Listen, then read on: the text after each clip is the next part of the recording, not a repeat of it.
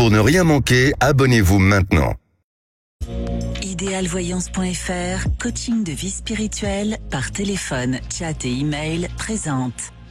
Sud Radio, c'est votre avenir. Trina Magdine, Alexandre Delavanne. Bonjour à tous, merci d'être avec nous sur Sud Radio et bienvenue dans C'est votre avenir. Comme chaque jour, on va s'occuper de vous et vous apporter notre aide si jamais vous faites face à des difficultés dans un ou plusieurs domaines de votre vie. Si vous doutez de l'avenir de votre couple, si vous vous interrogez sur votre vie professionnelle ou si vous voulez connaître l'issue d'un conflit familial et bien d'autres questions, notre coach intuitif Alexandre Delavanne va y répondre en vous donnant son ressenti pour votre avenir. Bonjour Alexandre. Bonjour Trina, bonjour à tous. Comment allez-vous ? Je vais bien, merci et vous ? Oui, ça va. Il fait chaud, hein ? Ah oui, et aujourd'hui Très particulièrement, voilà, exactement. Bon, comme dans nos cœurs. Et Hein ? oui. Pour passer à l'antenne et avoir les lumières d'Alexandre, je vous invite à nous rejoindre dès maintenant au 0826 300 300. Tout à l'heure, on s'intéressera à la catoptromancie, la divination par les miroirs avant la superstition du jour et l'ange du jour. Et on démarre avec Béatrice. Bonjour Béatrice. Bonjour Trina, bonjour Alexandre. Bonjour. Bienvenue Béatrice. Très émue de vous avoir en ligne parce que je vous écoute régulièrement et je ne pensais pas avoir... ça faisait un petit moment que je voulais vous joindre et je ne pensais pas qu'un jour ça arriverait, quoi. Voilà. Eh ben, comme et là, quoi, voilà, comme quoi. On est ravis de vous avoir également. Vous nous appelez d'où ? Ouais. Alors, je vous appelle de Limoges. D'accord. Donc, si j'ai bien compris, votre compagnon échange avec une autre femme, c'est ça ? Voilà, c'est ça. C'est que j'ai une relation avec cet homme depuis 2 ans, qui pour moi, cette relation est merveilleuse. Enfin bon, parmi mes autres relations que j'ai eues, celui-là était vraiment parfait, entre guillemets. On ne vivait pas ensemble. On vivait 4 jours sur 7, les fins de semaine ensemble. Et puis quand j'ai fait sa rencontre, il m'a dit déjà qu'il avait une relation amicale avec une femme. Bon, ben jusque-là, ok, normal, une relation amicale, tant mieux. Cette relation amicale, c'est une relation qu'il a faite par Internet et ils ne se connaissent pas, ils ne se sont jamais vus, ils n'échangent que par téléphone, soit texto, soit appel téléphonique une fois par semaine ou plus, peu importe. Donc jusque-là, pas de souci. Et puis un jour, j'ai remarqué un changement dans son comportement vis-à-vis de moi. Je le sentais moins présent, ailleurs, entre guillemets. Et je me suis dit, bon, je savais que les échanges étaient quand même très très réguliers. Il m'avait dit que c'était une amitié très forte. Il appelle ça, lui, une amitié douce et tendre, entre guillemets.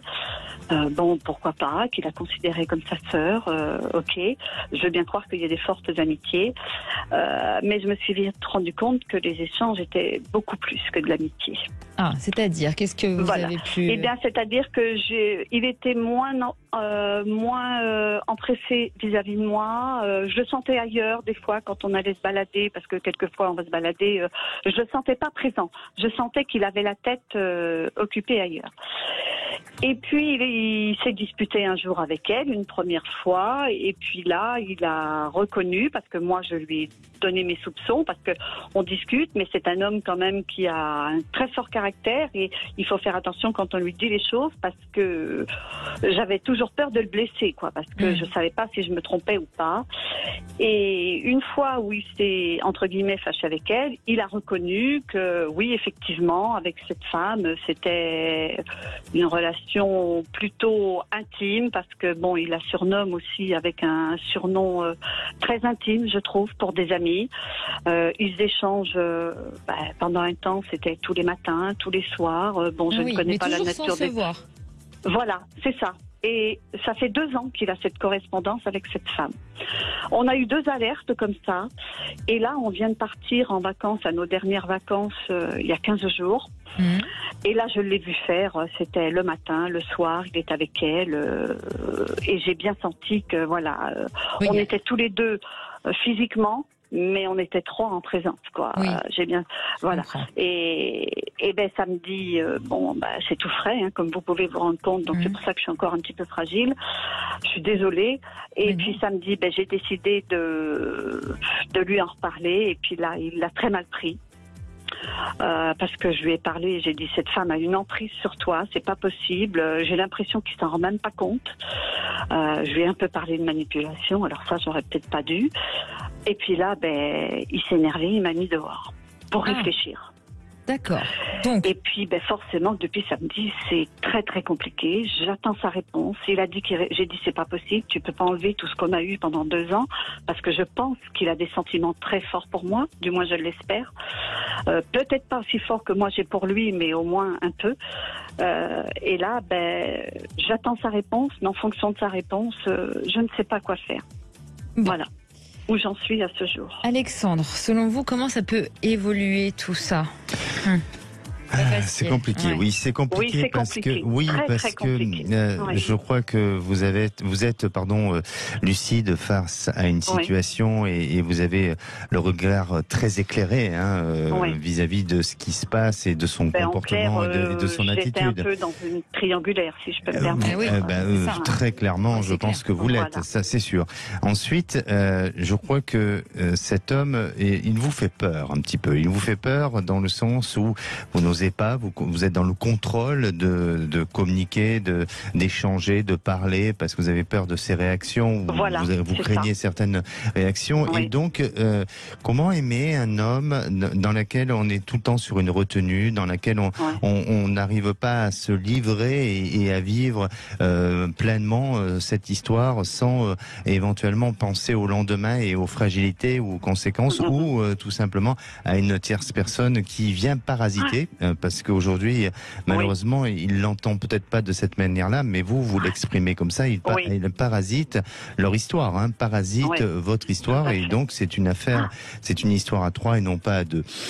Moi, je crois que soit vous devez être un peu plus. Alors attention, je veux pas annoncer les choses en vous disant ce que vous avez à faire et c'est pas mon but. Mais je crois que à un moment donné, il faut que ça cesse. Il faut que ça cesse parce que ça va vous rattraper et la fragilité, elle sera toujours là et à tout moment. Il faut qu'il se positionne. Donc il faut qu'il se positionne et je crois que vous aussi vous devez vous positionner. C'est-à-dire que vous devez vous positionner. Et à un moment donné, vous avez votre droit d'exprimer, vous avez votre droit de penser et de vouloir être heureuse et de vouloir vivre votre bonheur et sans pour autant qu'on vous impose des choses qui ne sont pas dans votre projection de vie et dans votre équilibre.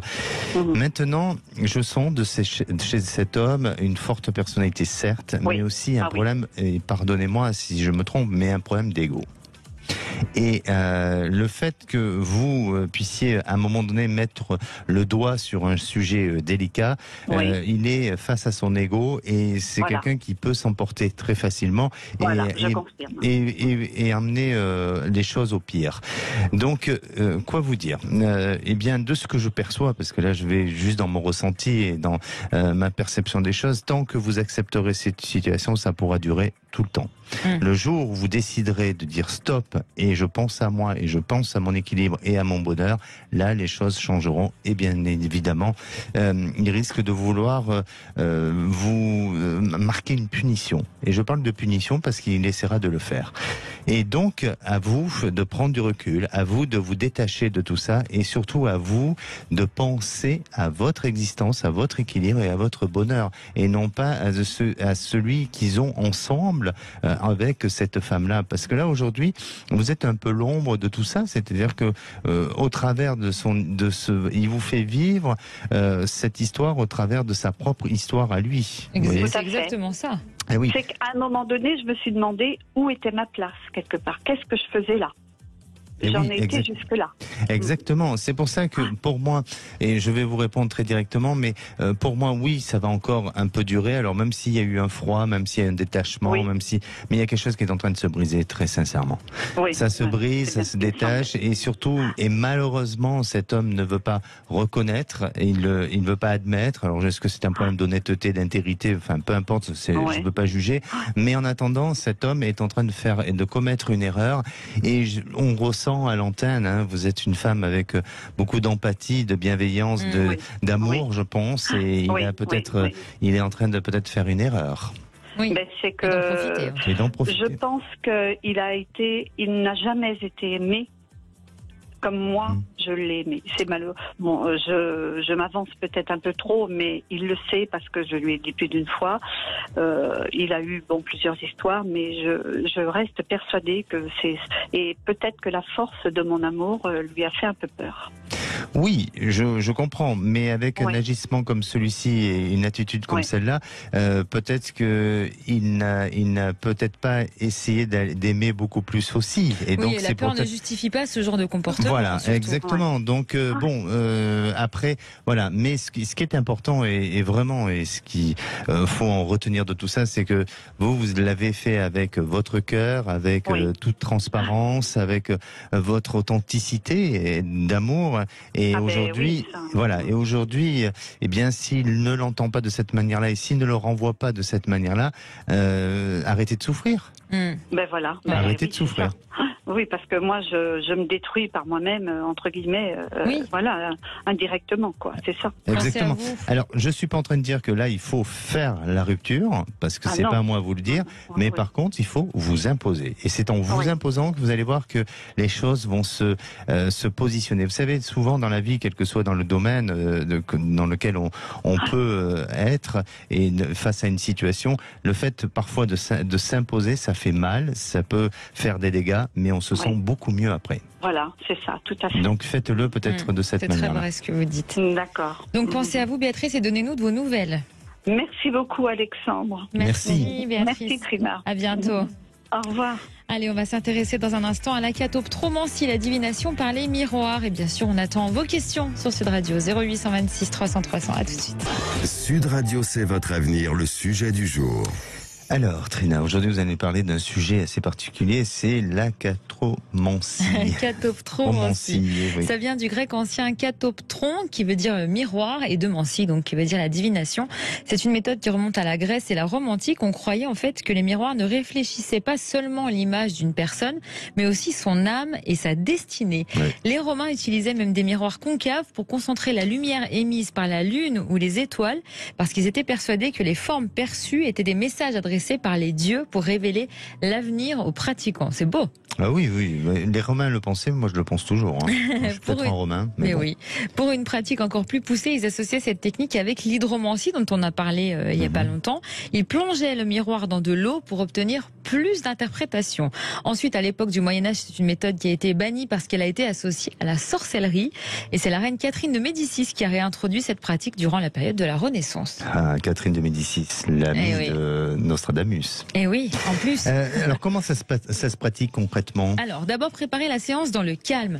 Il vous faut donc un miroir neuf qui ne vous servira que pour faire de la divination et une bougie. Purifiez le miroir avec une fumigation de sauge ou de palo santo. Posez-le sur une surface stable, positionnée de façon à refléter la lumière de la bougie. Plongez votre regard dans le miroir de façon intense et profonde, comme si vous vouliez percevoir le fond d'un puits. Au bout de quelques temps, vous devriez voir apparaître des images qu'il faudra interpréter pour en savoir plus sur votre avenir. Ces images que vous allez voir à la place de votre reflet vous sont propres. Elles sont influencées par vos émotions profondes et votre subconscient. Donc prenez soin de noter tout ce que vous aurez perçu pendant votre séance, les couleurs, les formes, les symboles, même minimes, et les émotions que vous aurez ressenties. Ça vous aidera à trouver beaucoup de réponses à vos questions. Et si vous ne voyez rien, sachez que c'est une méthode qui demande beaucoup de patience, donc il faut s'entraîner. Oui, et puis il faut faire attention aussi entre ce qu'on perçoit et l'imaginaire, parce que parfois on a l'impression de percevoir et c'est notre imaginaire qui nous envoie des images et qui ne sont pas forcément d'une véritable perception. Donc c'est subtil, mais... C'est pour ça qu'il faut beaucoup faire le vide avant, très important. Effectivement. Vous le faites, vous ? Oui, j'ai déjà fait cette expérience-là. Je le fais pas vraiment, mais j'ai déjà fait cette expérience, ou même pour essayer de voir l'aura. J'essaye avec le miroir, ça fonctionne. Donc voilà. Mais après, c'est pas une pratique que je fais tous les jours, mais j'aime bien. Mais ça fonctionne pour vous. Tout à fait. Vous savez que c'est un peu le reflet de notre âme. Hein. C'est comme le regard, les yeux. Exactement. Marie nous a rejoint. Bonjour Marie. Oui, bonjour. Bienvenue Marie. Vous nous appelez d'où ? Merci, je vous appelle de Nouvelle-Aquitaine. D'accord. Donc vous vivez une relation à distance un peu compliquée. Oui, enfin, je ne sais pas si on peut parler d'une relation à distance. D'accord, dites-nous. En fait, j'ai rencontré l'été dernier, lors d'une balade en famille, un jeune homme, bien plus jeune que moi. Et on est venu à discuter et je trouvais que le courant passait et que on s'entendait bien. Bon, au début, c'était juste un peu du small talk, mais bon, on s'est revus 2-3 fois de plus. Et ça continue à être une relation agréable. Donc voilà. On s'est après un peu perdu de vue et on s'est revu en fait que la semaine dernière. Donc il y a eu un gros moment de calme entre nous, voilà, sans savoir ce que faisait l'un ou l'autre. Et on s'est revus. J'ai l'impression que c'est toujours là et je n'arrête pas de penser à ce jeune homme. D'accord, mais lui, donc, en fait, il n'exprime pas trop ce qu'il ressent pour vous. Non, par contre, il a un regard avec des yeux qui pétillent, enfin un grand sourire quand on se voit. Mais vous ne le sentez pas investi? Mais, je ne sais pas quoi en penser. D'accord. Bon, alors, voilà. Alexandre, votre ressenti à vous? Bon, mon ressenti, déjà de ce que vous témoignez, Marie, j'ai l'impression qu'il est un peu séducteur, cet homme quand même, non? C'est possible. Par contre, je pense qu'il est célibataire. Bon, non, je dis pas le contraire, je donne pas son statut, mais en tout cas, je le sens un peu séducteur et ça fonctionne bien avec vous. Apparemment. Oui, apparemment, oui, parce que vous êtes perturbé.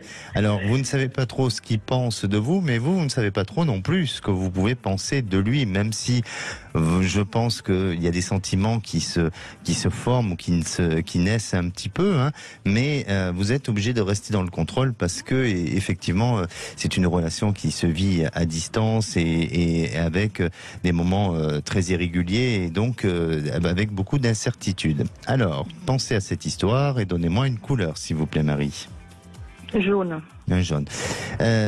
Est-ce que j'ai l'impression et le sentiment que vous avez envie d'avoir une petite discussion avec lui? C'est-à-dire que au-delà du moment physique que vous pouvez passer ensemble ou de l'intimité ou peu importe de ce que vous pouvez partager, on ne va pas débattre ça à l'antenne, quoique ça peut être intéressant, on est tous un peu curieux de tout ça. Mais je crois que vous avez envie de dépasser tout ça et vous avez envie d'aller en profondeur sur des sujets un peu plus personnels et de mieux le connaître. Est-ce que c'est le cas? Oui, c'est exactement ça. Et je crois que vous allez provoquer un moment pour pouvoir discuter, pour pouvoir échanger, pour pouvoir aussi s'intéresser un petit peu à sa vie, à son parcours, à pas mal de choses, comme vous avez peut-être envie de lui exprimer des choses, non pas sur la relation que vous vivez ensemble, mais plus pour connaître l'individu et pour qu'il puisse vous connaître. Et ça va se faire, il y a un rendez-vous qui va être, je dirais, pas seulement consacré à ça, parce que je ne veux pas revenir après avec un esprit tordu, mais il y a quand même cette notion de, je dirais, d'échange, d'écoute, et ça va bien se passer et vous serez assez satisfaite de ce moment-là que vous allez vivre ensemble. Et à partir de là, ça va pouvoir vous permettre d'éclaircir le lien et la relation et la projection que vous pouvez avoir avec cet homme. Pour moi, cet homme est très clair. Il est clair dans le sens où il a voulu donner envie, on va dire que et pardonnez-moi, c'est peut-être un peu déplacé, mais vous lui donnez vous lui apportez la gourmandise de la vie, de la joie, vous le stimulez, exactement. Mais je crois qu'il n'arrivera pas ou il ne pourra pas. Alors est-ce que c'est aussi une question de différence d'âge, de distance géographique, de pas mal de choses, où on pourra éventuellement se projeter dans l'avenir ensemble. Donc, à vous, aujourd'hui, de réfléchir, est-ce que vous voulez, à un moment donné, tomber amoureuse ou être dans une relation un peu fantôme, ou est-ce que, effectivement, vous acceptez ce genre de principe, de relation, ou d'amant, parce que là, ça reste juste un amant, et puis vous passez à autre autre chose et c'est à vous de prendre cette décision. Mais avant d'en arriver là, il y a quand même ce moment important, ce moment de rendez-vous sur lequel vous allez vouloir insister et qui va se faire. Et pour moi, cet homme n'est pas malhonnête vis-à-vis de vous. Il n'a pas de mauvaises intentions, il a juste envie de partager de bons moments et je vois pas plus. D'accord. Bon, c'est-à-dire que la relation, elle va quand même continuer, mais de cette manière? Elle va continuer de cette manière. Je ne vois pas plus, donc elle continuera de cette manière-là. Après, c'est à vous, Marie, d'accepter ou non. Et comme je vous sens assez attaché, assez devenir dépendant de cette histoire, je pense que vous allez à un moment donné prendre du recul et vouloir vous consacrer votre vie à autre chose. Non, mais disons que c'est surtout que je ne me reconnais pas. Enfin, j'ai pas du tout l'habitude de ce genre de situation. Il vous fait perdre un peu la tête. Exactement, exactement. Bon. Mais bon, voilà, voilà, c'est à vous de choisir ce qui est le mieux pour que vous soyez heureuse. Exactement, et puis encore des bons moments à vivre. Oui, malgré tout. Bon, merci Marie d'avoir été avec nous. Merci à tous les deux. À bientôt Marie. Merci, au revoir. Allez, venez nous rejoindre vous aussi, 0826 300 300, on sera de retour dans quelques minutes. Sud Radio, c'est votre avenir, Trina Magdine, Alexandre Delevanne. Et de retour dans C'est votre avenir, bienvenue si vous nous rejoignez sur l'antenne de Sud Radio. C'est Alexandre Delevanne, notre coach intuitif, qui vous éclaire, qui vous donne son ressenti sur votre avenir. Donc n'hésitez pas à nous rejoindre au 0826 300 300. C'est la superstition du jour maintenant. Et oui, alors je vais vous parler d'un outil qu'on utilise tous, même vous mesdames, parfois les rasoirs. Il existe une superstition autour des rasoirs. Alors, il est magnifique d'offrir à un parent ou un ami un rasoir, mais attention, ça coupe l'amitié. Ah bah dis donc. En Europe et aux États-Unis, trouver un rasoir annonce un présage de malchance ou de désillusion. Bon, je crois pas qu'on trouve souvent un rasoir dans la rue ou quoi que ce soit, mais bon, mais ça peut arriver. Bah, alors vous savez que cette superstition est valable aussi dans le domaine du sport, comme se laisser pousser la barbe ou du moins ne pas se raser est censé de faire gagner une équipe. Alors apparemment beaucoup d'équipes le font aussi pendant les épopées de coupe ou de phase finale, espérant repousser jusqu'au bout l'élimination. Et cette superstition qui date d'une trentaine d'années n'est toujours pas démodée, bien au contraire. Alors, j'ai cherché un petit peu d'où vient cette superstition.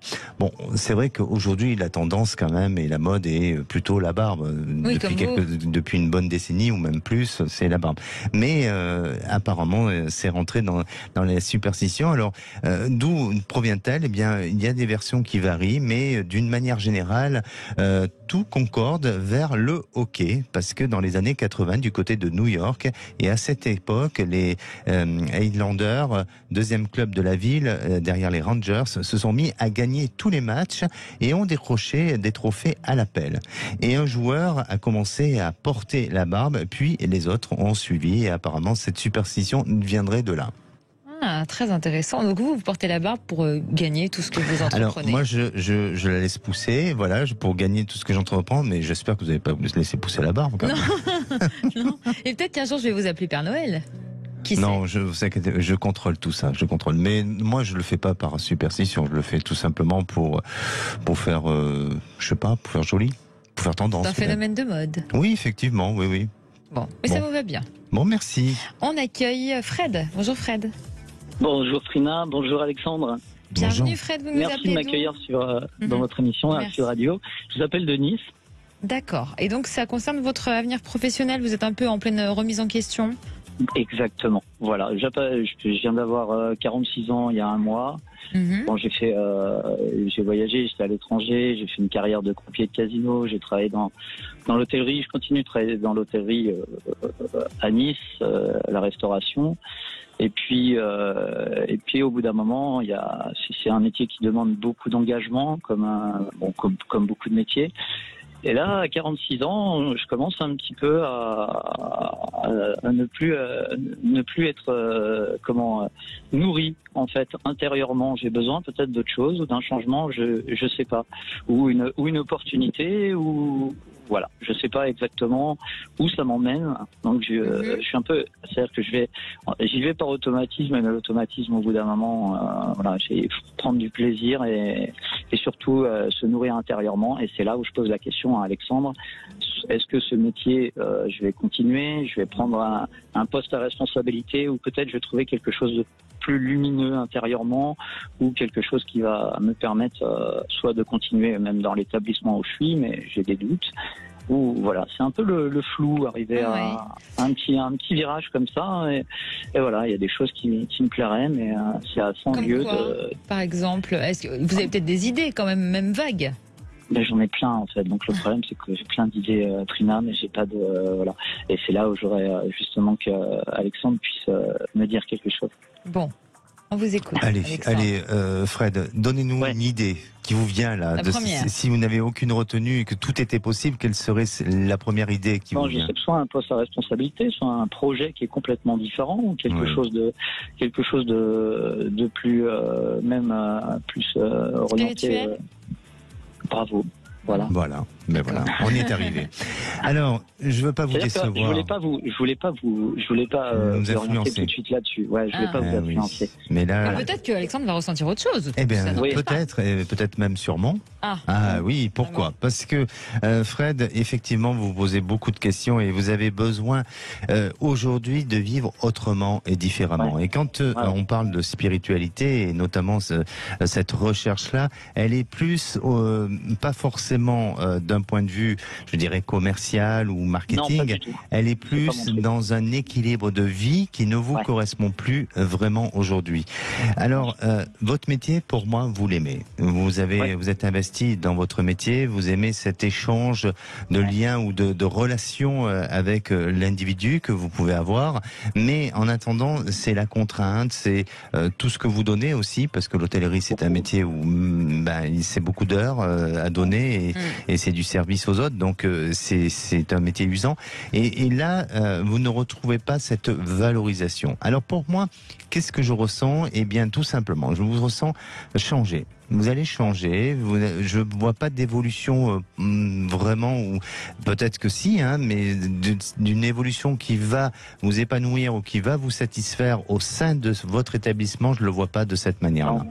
Donc, je vous sens avoir une autre opportunité. Mais et là où je rebondis, et en tout début de votre passage, vous avez parlé que vous avez beaucoup voyagé, que vous avez vécu pas mal de choses. Eh bien, je vous sens nostalgique de cette période-là.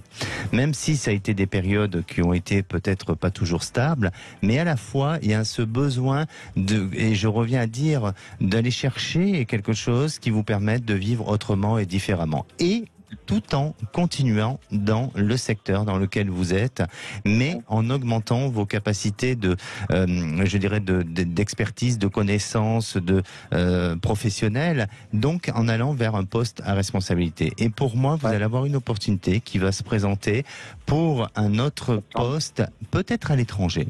Peut-être. Pourquoi pas.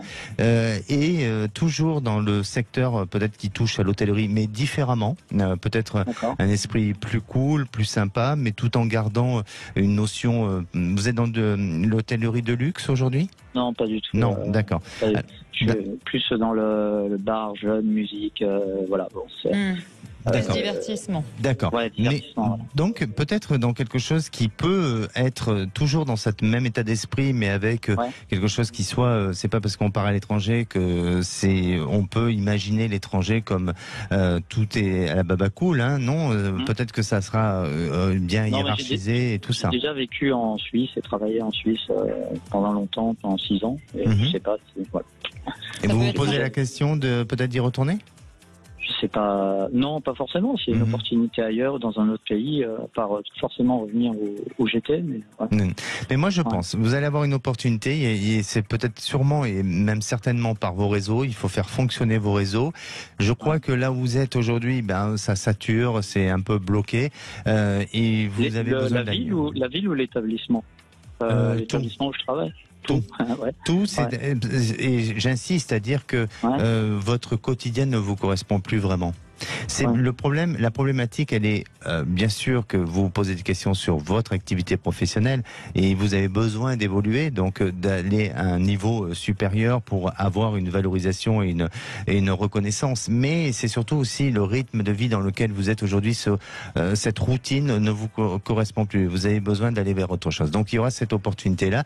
Et je finis vraiment, et je vais conclure avec vous, dans cette opportunité de lieu, d'endroit, eh bien, on vit à quelque chose qui peut correspondre à un côté un peu spirituel. Donc, ça peut être sympa. Alors, on pourrait imaginer que vous pouvez avoir une proposition dans l'hôtellerie ou en tant que dans le bar à Bali, par exemple. Mais je vous dis, par exemple, je dis pas que c'est ça. Mais voilà, c'est pourquoi pas. Bon, ça reste une petite précision, après je vous laisse. Donc ça reste un déménagement pour une poste professionnelle et non pas un changement de lieu dans le but d'avoir plus de voyages spirituels, personnels en fait. Tout sera lié. Tout sera lié. Tout sera lié. Voilà, exactement, tout sera lié. Dans combien de temps à peu près, Alexandre ? Je pense que sous une période d'1 an, ça change. Bon. Merci, tenez-nous au courant. Oui. Merci Trina. Merci Alexandre et je vous souhaite beaucoup de lumière. Merci beaucoup. Mais nous également, merci. À bientôt. À bientôt. Allez, on passe à l'ange du jour. Quel ange on célèbre le 13 juin, mon cher Alexandre ? Eh oui, ma chère Trina, aujourd'hui c'est la Saint-Antoine de Padoue. Alors là, Saint-Antoine de Padoue qui aide à retrouver les objets perdus. Et oui, exactement. Oui, je sais que vous l'invoquez beaucoup, Saint-Antoine de Padoue. Je vous invoque vous et après Saint-Antoine. Exactement. Et quand vous me retrouvez plus dans les couloirs de Sud Radio, vous invoquez Saint-Antoine de Padoue. Voilà. À la Saint-Antoine de Padoue, toujours du temps doux. L'ange qui gouverne cette journée, c'est l'Ovuel.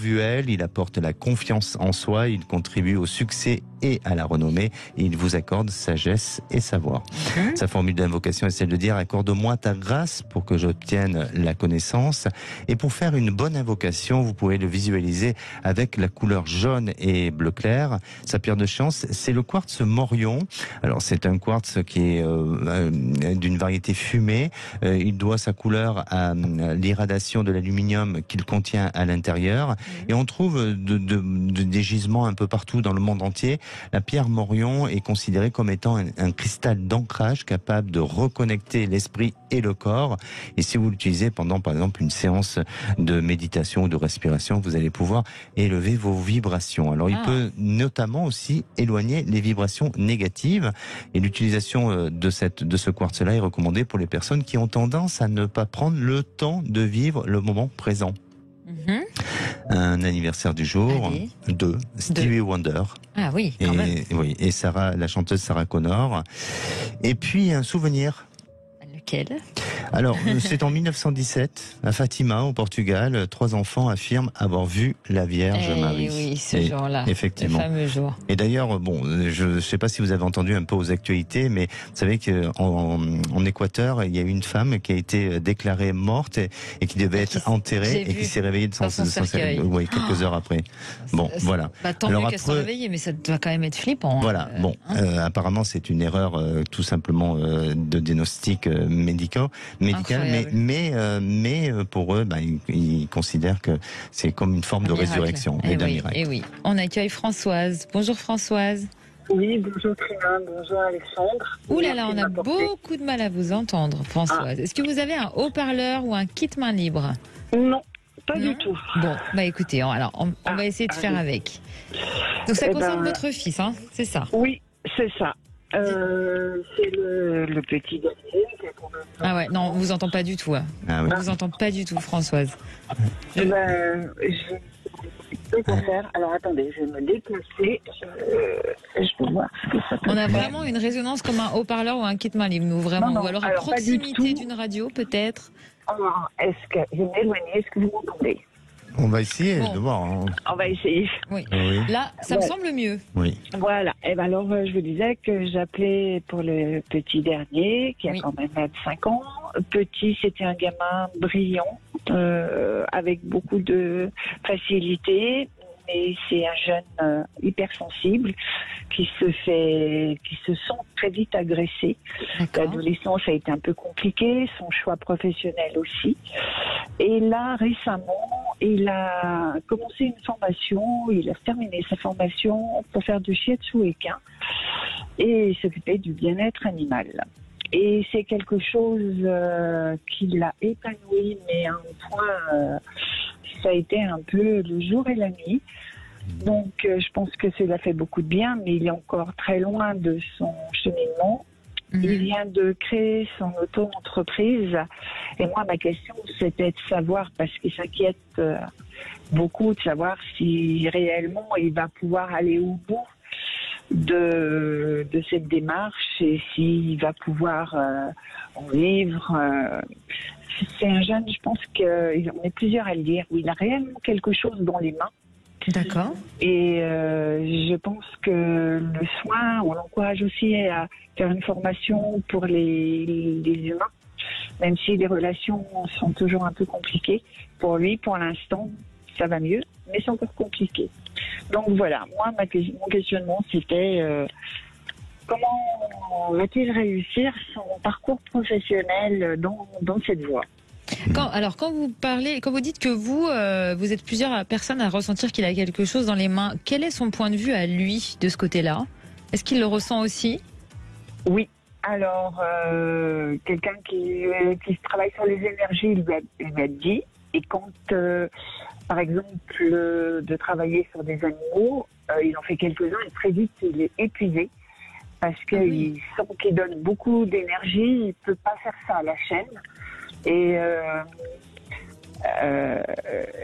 il est dans la sensibilité tout le temps et il pose les choses. Et pour l'instant, il est au tout début. Il vient de finir sa formation.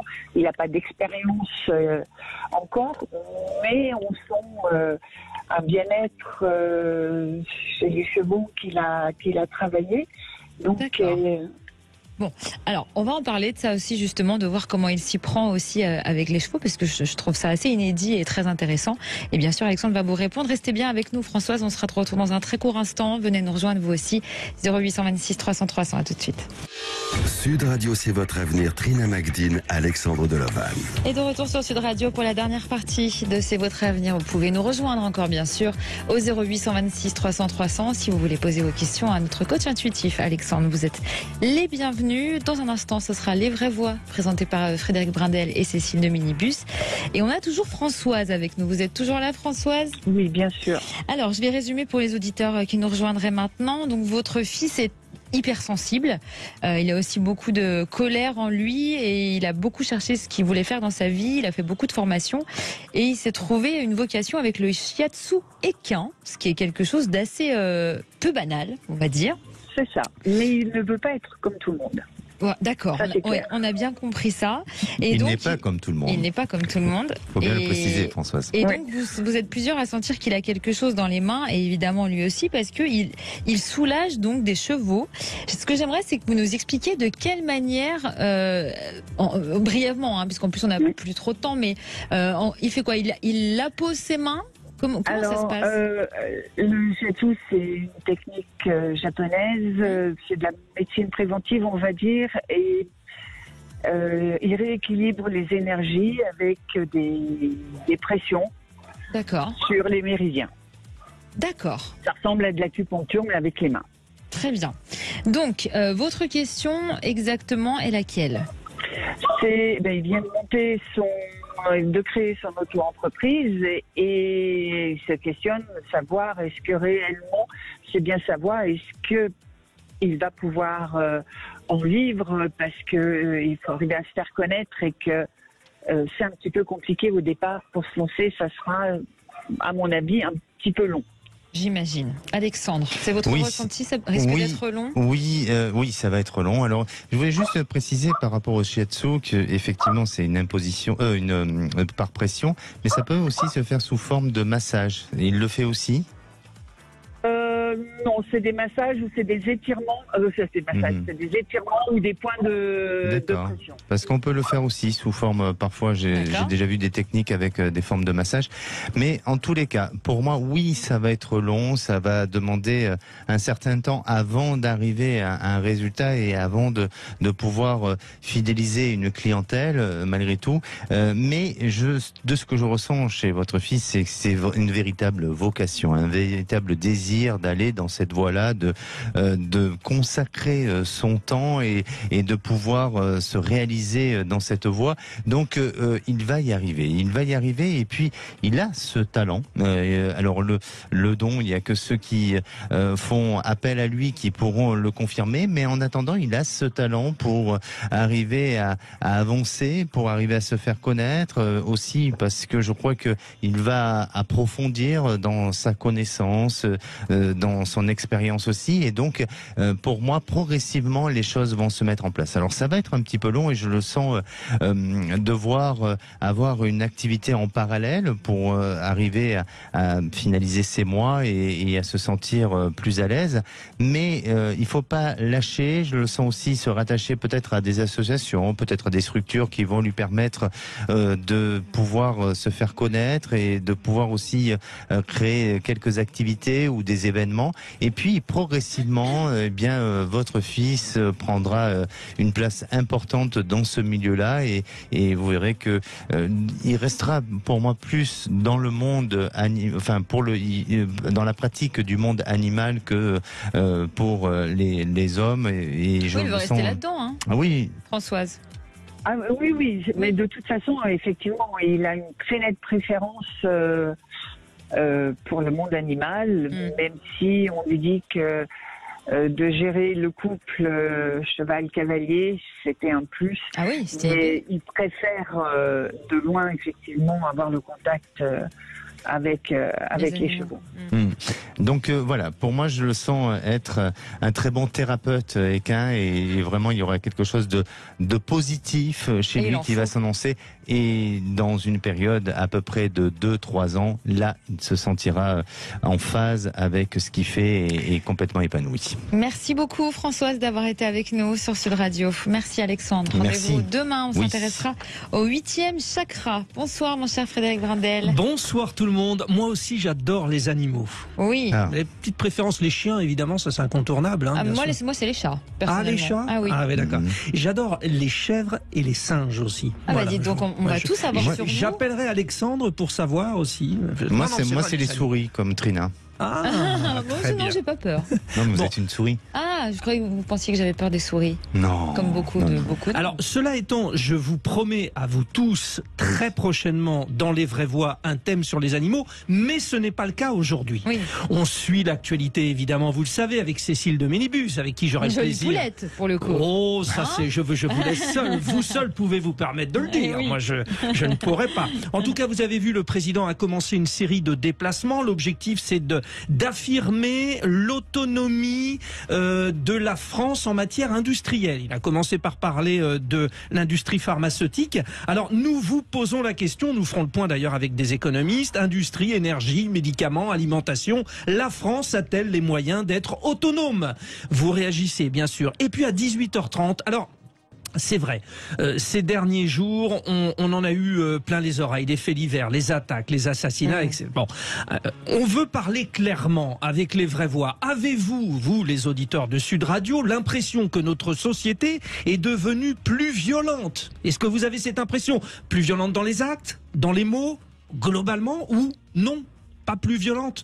Donnez votre avis, donnez votre opinion, c'est important. On est un peu perdu parce que c'est vrai qu'on voit plein de choses. Il y a les réseaux sociaux, il y a les chaînes en continu, sûr, tout ça. De paramètres. Voilà. Mais ça sert à ça, hein, Les Vraies Voix, Sud Radio, c'est qu'au moins on en parle et puis on se dit clairement les choses. Et c'est dans un très court instant d'ailleurs. Ça arrive. À tout de suite. 16h-17h, Sud Radio, c'est votre avenir. Trina Macdin.